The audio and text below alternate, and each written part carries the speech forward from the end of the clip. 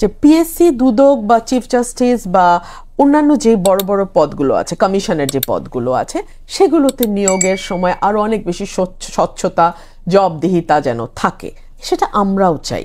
কিন্তু ধরুন আমরা যদি, যেটা আমাদের দল থেকে বলা হয়েছে, যে এই সংস্থাগুলোর তো ইন্টারনাল রুলস অ্যান্ড রেগুলেশনস আছে, কারা সেই কমিশনে বসতে পারবেন, কে চিফ হতে পারবেন সেই কমিশনের, সেই ব্যাপারে যদি আমরা একটা স্পষ্ট আইন তৈরি করি, বা আইন যা যদি থেকে থাকে সেটাকে আমরা সংশোধন করি, করে আমরা এমন একটি আইন তৈরি করতে পারি কিনা যে যার মাধ্যমে আমরা একজন গ্রহণযোগ্য ব্যক্তিকে সেই জায়গায় বসাতে পারবো।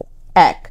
দুই হলো, কেউ যদি সকল প্রতিষ্ঠানকে ঠিক আগের মতো দলীয়করণ করে সাম্রাজ্য চালাতে চায়, কেউ, আমি একেবারে যে কোনো ইররেসপেক্টিভ অফ এনি পার্টি, আপনি কি সত্যি মনে করেন এই নতুন বাংলাদেশে জুলাই অভ্যুত্থানের পরে এটা সম্ভব হবে? তিন হলো, যদি সম্ভব কেউ মনেও করে, সে এটা সাহস করবে এরকম ভাবে সকল কিছু দলীয়করণ করতে? আমি সেদিন একটা টক শোতে কথা বলতে বলতে, কথা প্রসঙ্গে কথা আসে, একটার পিঠে একটা কথা বলতে বলতে বললাম যে, ধরে নিলাম ঠিক আপনি যেটা বলেন যে বিচারপতিদের বয়স বাড়ানোর ওই কাহিনী, তাই বললাম যে যদি আমি ধরেও নেই যে ওই সময় প্রধানমন্ত্রী এবং আইনমন্ত্রীর মনের মধ্যে এটাই ছিল যে যাতে chief caretaker government K M Hasan হয়, এটা যদি ধরেও নেই for the sake of argument, তর্কের খাতিরে যদি ধরেও নেই এটাই সত্য, সেটার মাসুল কি বিএনপিকে দিতে হয়নি 17 বছর? ব্রুটালি দিতে হয়েছে। সো এরপরে যখন হাসিনা ক্ষমতায় আসলো, শেখ হাসিনা যখন 15 বছর সেটাকে প্রলম্বিত করলো, একটার পর একটা নির্বাচন দিল, বিএনপি তো দেশে থেকে লড়াইটা করেছে, শেখ হাসিনাকে দেশ থেকে ফুল ফ্যামিলি সহ পালিয়ে যেতে হয়েছে। নেতাকর্মীরা এখন চেহারা দেখায় না, ওই বিদেশি চ্যানেলগুলোতে, মানে ওই অ্যাঙ্কাররাও আওয়ামী লীগেরই, তারাও বিদেশে বাস করে, তারা মানে ভারত টু আমেরিকা, চেহারা দেখিয়েছে, Bharat to America, London two Bharat, এভাবে এভাবে তাদের কানেকশন হয়। তো এই অবস্থায় আওয়ামী লীগকে পড়তে হয়েছে, এবং আওয়ামী লীগ আগামী 100 বছরেও আর ক্ষমতার রাজনীতিতে আসতে পারবে কিনা, এটা একটা বড় প্রশ্ন। সুতরাং এই জায়গাগুলো থেকে যদি কোনো দল শিক্ষা না নেয়, তার পরিণতি ভয়াবহ হবে। আমি একদম আজকে সোজা সাপটা কথা বলে দিলাম। তাহলে কি ঐক্যমত্য প্রতিষ্ঠার ক্ষেত্রে আপনি আশাবাদী এখনো?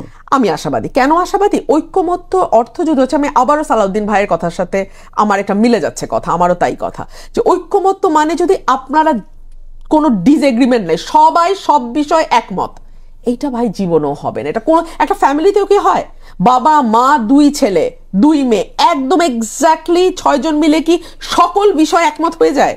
আপা একটু যদি সংক্ষেপে বলতেন যে এনসিপি তারা কিন্তু বলছে যে জুলাই ঘোষণাপত্রের 2বার তারিখ দিয়েও সরকার ঘোষণাপত্রটি দেয়নি, এবং তারা নিজেরা এখন দায়িত্ব নিয়েছে 3 আগস্ট তারা জুলাই ঘোষণাপত্র শহীদদের কোন একটা পরিবারের প্রতিনিধির মাধ্যমে পাঠ করাবেন, এবং সরকারকে তারা বলেছে যে কেন হয়নি, কিভাবে হয়নি, কারা করতে দেয়নি, এটা প্রকাশ করার জন্য। এটাকে আপনি কিভাবে দেখছেন?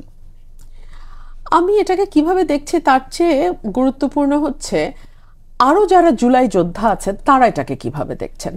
আমি গত 2 দিন ধরে দেখলাম একজন নারী যোদ্ধা, যিনি প্রাইভেট ইউনিভার্সিটির ছাত্রী, নর্থ সাউথ ইউনিভার্সিটির ছাত্রী, উনি বলছেন যে এনসিপিটা কারা এই পুরো অভ্যুত্থানের লাইসেন্সটা নিয়ে নেওয়ার। 1। 2 হলো, পাবলিক ইউনিভার্সিটিতে যে স্টুডেন্টরা ছিল তারা তো 18 তারিখের পর সত্যি শাটডাউন হয়ে গেছিল, তারা যে যার যার বাড়িতেও চলে যাচ্ছিল। তখন যদি north south, IUB, AIUB, BRAC, east West, এরা যদি পথে নেমে না আসতো উইথ দেয়ার প্যারেন্টস, তাদের বাবা মা সহ, সত্যি বলছি এটা কিন্তু সফল হতো না। এবং আমাদের মজার বিষয় ঘটেছে নাহিদ ইসলামের বক্তব্যে, যেটা আমি দেখলাম, যে তিনি বলেছেন জুলাই ঘোষণাপত্র এবং দলের ইশতেহার একসাথে, এরকমই আমি দেখলাম পত্রিকা। দেখুন, 71কে কুক্ষিগত করতে গিয়ে আওয়ামী লীগ ডুবেছে। 71 ছিল জনযুদ্ধ, গণযুদ্ধ। তারা 71কেও মেলাইন করেছে, কিংবা মেলাইন করার সুযোগ তৈরি করে দিয়েছে। 71কেও অবমাননা করেছে আওয়ামী লীগ তাদের কাজকর্ম ক্রিয়াকলাপের মধ্যে দিয়ে, এবং এটা করেছে 71কে কুক্ষিগত করতে গিয়ে। এনসিপিও খুব দুঃখ লাগে এই গণজন আন্দোলনকে কুক্ষিগত করতে গিয়ে এমন অবস্থা দাঁড়িয়েছে যে না দাঁড়াচ্ছে তাদের দল, না টিকে থাকছে জুলাইয়ের স্পিরিট, সবই নষ্ট হচ্ছে। ধন্যবাদ রুমিনা আপা আপনাকে। মঞ্জু।